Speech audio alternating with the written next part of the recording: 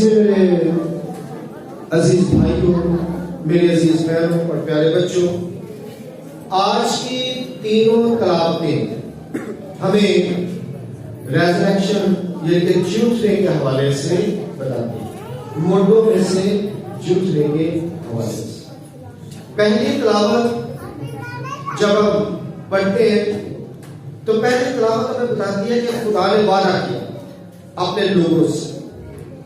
خدا نے کہا کہ میں آپ کو مردوں میں سے زندہ کروں گا، آپ کے بدن دوبارہ سے اٹھیں گے، اور جیسے آپ دفن ہوئے ہیں، جیسے آپ خاک کے ساتھ خاک ہوئے ہیں، ویسے ہی میں آپ کو اٹھاؤں گا۔ اسی طرح سے جس حالت میں آپ ہوئے گئے اسی حالت میں آپ زندہ ہوں، اور میں خدا ہوں اور میں اس بات کا ثبوت دوں گا، آپ کو بتاؤں گا کہ میں واقعی خدا ہوں اور میں مردہ ہڈیوں میں جان ڈالنے کی قدرت رکھتا ہوں۔ جب ہم دوسری تلاوت میں پہنچے تو وہاں پہ پولس رسول کہتے ہیں کہ آپ جسم کے اعتبار سے تو مر سکتے ہیں بلکہ مردہ ہی ہیں، لیکن روح کے اعتبار سے آپ زندہ۔ خدا نے آپ کو زندہ کیا ہے روح کے اعتبار سے، اور اب آپ کبھی بھی مرنے کے نہیں، کیونکہ جس طرح سے خدا نے اپنے بیٹے یسوع مسیح کو زندہ کیا، آپ کے بدن بھی جلالی بدن کے ساتھ ایک دفعہ زندہ ہوا۔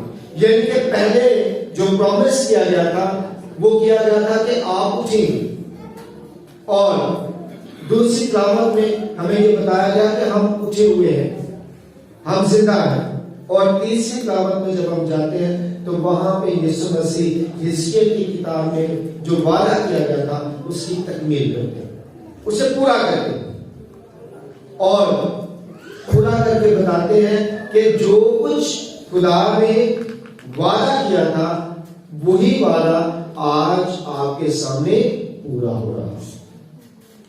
اور ہم دیکھتے ہیں کہ ایک لازر نامی شخص جو کہ بیمار ہے، اور یسوع مسیح جب اس کی بیماری کا سنتے ہیں، جب لازر کی بہنیں یسوع کو کہنا بھیجتی ہیں کہ آپ کا جو دوست ہے جسے آپ عزیز رکھتے ہیں وہ بیمار ہے، تو یسوع مسیح کہتے ہیں کہ یہ بیماری جو ہے وہ موت کے لیے نہیں ہے بلکہ خدا کے جلال کے لیے، تاکہ اس کے بیٹے کے وسیلے سے اس کا جلال ظاہر ہو۔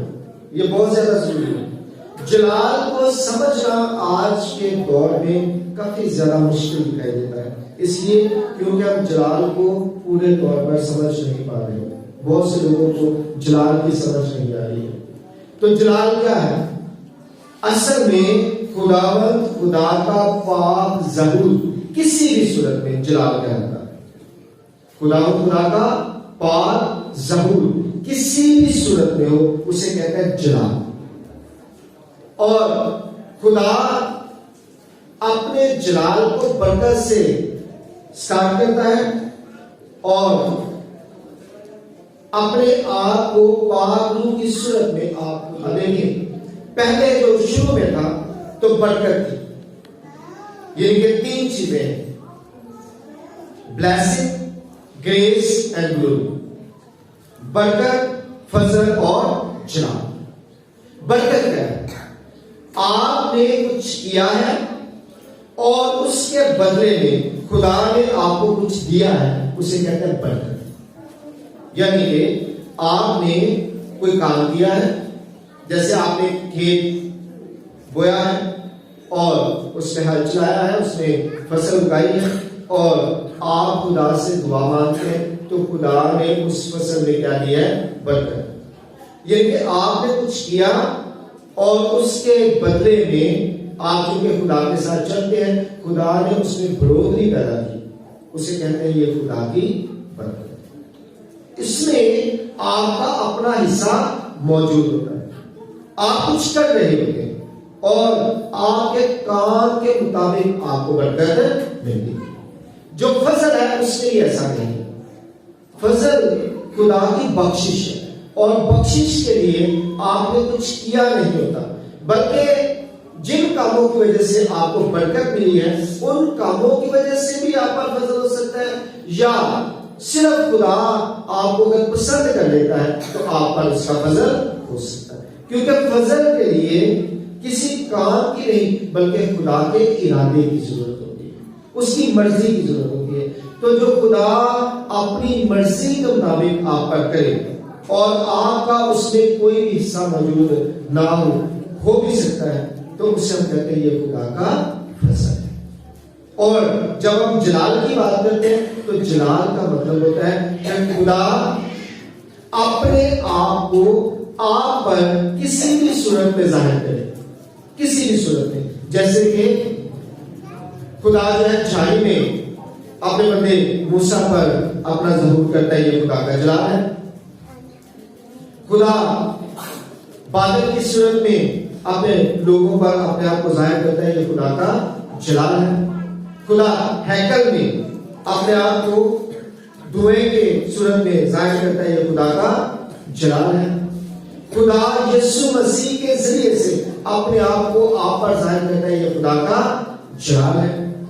خدا کسی بیماری میں سے آپ کو شفا دے کر اپنے جلال کو آپ پر ظاہر کرتا ہے، یا آج کی تلاوت کے مطابق خدا مردہ ہڈیوں میں جان ڈال کر اپنے جلال کو اپنے لوگوں پر ظاہر کرتا ہے۔ تو جلال خدا کا ہے۔ جیسے ہم خدا کو برکت نہیں دیتے، کبھی کسی نے کہا آئے سب مل کر خدا کو برکت دیں، کبھی کہا کسی نے نہیں کہا، کیوں نہیں کہا؟ حالانکہ ہم سب وہاں برکت ہے، ہمیں برکت ملی ہے کہ نہیں ملی؟ بہت سے لوگ کہتے ہیں کہ ہمیں جلال ملا، خدا کو جلال دیں گے، تو پھر برکت ملی ہے، پھر برکت بھی دیں۔ خدا نے آپ پر فضل کیا، فضل بھی دے۔ کہیں آئے خدا کو فضل دے، آئے خدا کو برکت دے، یہ نہیں کہتے، لیکن یہ کہتے ہیں آئے خدا کو جلال دے۔ تو اگر برکت بھی نہیں دے سکتے، فضل بھی نہیں دے سکتے، تو جلال کیسے دیں گے؟ جلال تو خدا کا خاص خاصا ہے جس کے ذریعے وہ اپنے آپ کو اپنے لوگوں پر ظاہر کرتا ہے۔ تو جیسے ہم برکت حاصل کرتے ہیں، جیسے ہم فضل حاصل کرتے ہیں، ویسے ہی ہم خدا کا جلال پاتے ہیں۔ اور جب ہم خدا کا جلال پاتے ہیں تو جیسے برکتیں لوگوں پر ظاہر کرنے کی ضرورت ہے، اپنی برکتیں دوسروں پر ظاہر کرنے کی ضرورت ہوتی ہے، جو آپ کو خدا نے فضل دیا ہے وہ دوسروں پر ظاہر کرنے کی ضرورت ہے، ایسے ہی جو خدا نے آپ کے اندر جلال پیدا کیا ہے ویسے ہی آپ کو اب لوگوں پر اس جلال کو ظاہر کرنے کی ضرورت ہے، اپنے کاموں سے اور اپنے سارے معاملات سے۔ اور یہاں پہ آپ دیکھیں یسوع مسیح کہتے ہیں کہ یہ جو بیماری یہ اصل میں موت کی نہیں ہے، بلکہ یہ اس لیے ہے تاکہ خدا کے بیٹے کا جلال ظاہر ہو، تاکہ لوگ یہ سمجھیں کہ میں باپ میں سے نکلا، کیونکہ جلال صرف خدا کا ظاہر ہو سکتا ہے۔ اور جب یسوع مسیح کہتے ہیں میرا جلال ظاہر ہو، تو اس کا مطلب ہے یسوع مسیح یہ بتا رہے ہیں میں اور باپ ایک ہیں، میں اور باپ ایک ہیں، تو میرا جلال ظاہر ہوگا۔ یعنی کہ وہ کام جو خدا کر سکتا ہے میں کر کے بتاؤں گا کہ میں خدا ہی میں سے نکلا ہوں، اور یہ سارا جلال میرا ہی ہے۔ اور اب دیکھیں جب ہم آگے بڑھتے ہیں اس تلاوت میں تو ہم لازر کو جب دیکھتے ہیں تو لازر مرا ہوا ہے، ڈیفینیٹلی یسوع مسیح اسے سویا ہوا کہتے ہیں، لیکن جب شاگرد نہیں سمجھتے تو یسوع مسیح کہتا ہے وہ مر گیا، اور توما کہتا ہے اگر مر گیا تو چلو آؤ پھر اسی کے لال مرنا چلیے۔ کئی دفعہ ہم اس طرح کی بھی باتیں سوچتے ہیں، لیکن یسوع مسیح اصل میں انہیں یہ بتانا چاہ رہے ہیں کہ اب دیکھو خدا اپنا جلال ظاہر کرنے کو ہے، اور جو ہی وہ وہاں پہ جاتے ہیں لازر 4 دن کا مرا، 4 دن ہو چکے ہیں اسے مرے ہوئے۔ اب حزقیل کی کتاب میں جو لکھا ہوا تھا وہ پورا ہونے جا رہا، کیونکہ یسوع مسیح آئے تاکہ تکمیل کرے، وعدوں کو پورا کرے، جو وعدے پہلے کیے جا چکے تھے ان تمام وعدوں کو پورا کرنے کے لیے یسوع مسیح اس زمین پر آئے تاکہ خدا کا جلال پورے طور پر ظاہر۔ اور جو ہی یسوع مسیح قبر کے قریب جا رہے ہیں، جیسے جیسے آگے بڑھتے جا رہے ہیں، وہ دیکھتے ہیں کہ لوگ رو رہے ہیں، حتیٰ کہ مریم اور مارتھا بھی رو رہی ہیں، اور یسوع مسیح کے آنسو نکل آتے ہیں۔ اور یہ جو آنسو نکلتے ہیں یہ اس بات کی علامت ہے کہ آپ کو تمام وقتوں میں ایک جیسا رہنے کی ضرورت نہیں، بلکہ جیسا وقت ہے ویسا ہی آپ کا بیہیویئر بھی ہونا چاہیے۔ اگر دکھ کا وقت ہے تو آپ کو دکھ کرنے کی ضرورت، اگر سکھ کا وقت ہے تو آپ کو سکھ میں رہنے کی ضرورت ہے، اب جو سا وقت ہے آپ کو ویسا ہی بیہیویئر بھی شو کرنا، لازمی بات ہے۔ اور یسوع مسیح آنسو بہا کر ہمیں یہ بتا رہے ہیں کہ میں اس وقت، حالانکہ مجھے پتا ہے میں آیا کیوں، شاگردوں کو بتا دیا گیا ہے، کیا بتایا گیا ہے کہ یہ بیماری کس کے لیے ہے؟ تاکہ خدا کے بیٹے کا جلال ظاہر ہو، خدا کے جلال کے لیے۔